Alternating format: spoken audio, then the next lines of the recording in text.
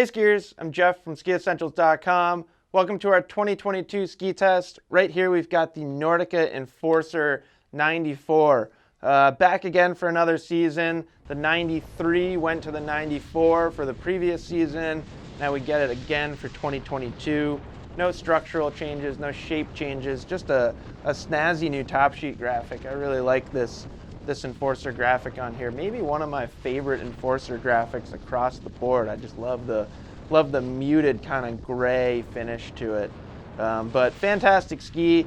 This ski kind of splits the difference between the Enforcer 88 and the Enforcer 100, obviously in terms of width and shape, but also in terms of performance.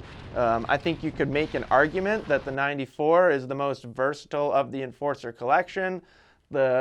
The argument against that would be the 100. And between the two, you're ultimately basically just deciding between a little bit quicker ski edge to edge and then, or more flotation, more ability in soft snow, I think is a good way to say it with the 100.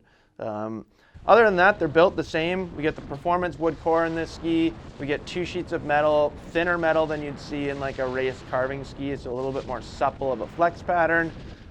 Still a very, very strong ski. We still get all the stability and vibration damping benefits of metal. This ski gets carbon chassis, so carbon fiber is kind of woven longitudinally into the fiberglass layer of the ski, increasing energy. It's also lighter than fiberglass, so it brings the overall weight down a little bit. And then we get true tip in these skis as well. So the wood core actually extends further into the tip of the ski than on previous iterations of the Enforcer. What that does is it's again shedding weight. When you take weight away in the extremities of a ski, it's most noticeable in swing weight. So it's a great place to reduce weight in a ski.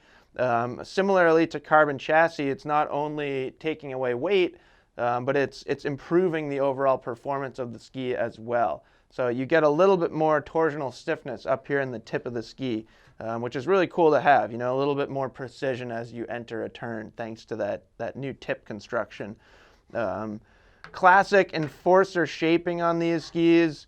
Camber underfoot, tip and tail rocker. The tail rocker is shorter than the tip rocker, so tip rocker starts about right there where my hand is. Tail rocker, I think Nordica lists it as about 20% tail rocker, 30% tip rocker. To me, that feels like a slight exaggeration, but there's definitely longer tip rocker than tail rocker. And then important on these Enforcer skis is the taper shape.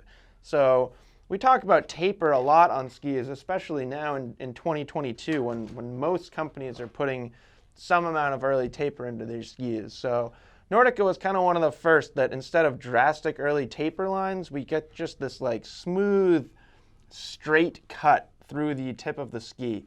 Now what that means is with the rocker profile the way that it is, if you're skiing a flatter ski, it can be pretty maneuverable. You have a shorter effective edge thanks to that rocker profile, but because it's not drastic early taper, because it's more straight than anything else, the further you tip the ski on edge, the more of that edge you're engaging. So the deeper your cut, the higher your edge angle, the longer your effective edge. So the harder you ski it, the more it's going to respond. It's going to feel more and more powerful the harder that you ski it. That's pretty much the key to these skis' performance. It's what's made them so popular. It's a big reason why you can pretty much put any kind of skier on these and they will appreciate its performance. As you're skiing a flatter ski, you have a pretty maneuverable ski. So if you're in the trees, if you're in bumps, if you have to, make a quick maneuver after you make a mistake when you're just carving, you can release the tail edge and get the ski to kind of skid and pivot and smear relatively easily. I think among skis with 2 sheets of metal that achieve this much power in this width range, the Enforcer is one of the easiest to release the tail edge, which gives it a more forgiving and a more adaptable feel. The other side of the spectrum is when you're just linking rip and carving turns, you get the strong performance of long effective edge and 2 sheets of metal. A performance wood core, a dense wood core, 2 sheets of metal, and a long effective edge. So you get a ton of grip. These things are a blast to link carving turns on. Not the longest turn radius, so this 179 has a 17.1 meter turn radius. I really like that. You know, it's not super long. It's not short either. It's kind of right in the middle. And to me, they just feel like they come across the fall line really easily. But it's a nice balance because it's not like they just want to turn. It's just when you want them to make that finished carving turn, they do feel like they finish very well and come across the fall line nicely. Like I said, it's not the stiffest ski in the world, certainly not the softest either, but I think having a little suppleness to the flex pattern allows the skier to play around with turn shape more easily than on a slightly stiffer ski. So extremely versatile, very, very well-rounded all-mountain ski. No wonder that people keep coming back to these. You know, they've been around for a little while. The 94 is one of the newest widths. But they have, in general, the Enforcer collection has been around for a while, and it doesn't seem like it's losing any of its popularity, which is a testament to just how good they are as overall skis. So let us know if you have any questions about the Enforcer 94, and we will see you out there on the slopes.